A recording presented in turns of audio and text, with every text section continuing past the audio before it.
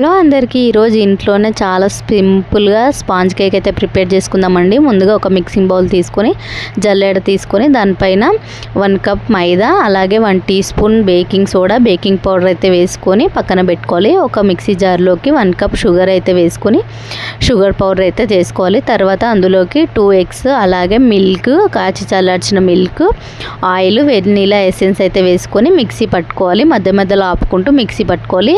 ఆ మిశ్రమాన్ని మొత్తం మనం జల్లించుకున్న పిండిలోకి అయితే వేసుకొని కలుపుకోవాలి. బ్యాటర్ అనేది సరిపోకపోతే కొన్ని పాలు అయితే వేసుకొని కలిపి పక్కన పెట్టుకోవాలి. తర్వాత మనం కేక్ చేసుకోవడానికి టిన్ ఉంటుంది కదండి, ఆ టిన్నులోకి అయితే ఆయిల్ అప్లై చేసుకొని పౌడర్ అయితే జల్లించి వేసుకోవాలి. ఈ మిశ్రమం మొత్తం ఇందులో వేసుకొని పిండి వేసుకున్న తర్వాత ట్యాప్ చేసుకోవాలి. టిన్ను అనేది హెయిర్ బౌల్స్ అనేది రాకుండా ఉంటాయి. తర్వాత ఒక మందమైన గిన్నె తీసుకొని మన దగ్గర స్టాండ్స్ ఉంటాయండి, ఆ స్టాండ్స్ పై పెట్టి 40 నిమిషాలు బేక్ చేసుకోవడం.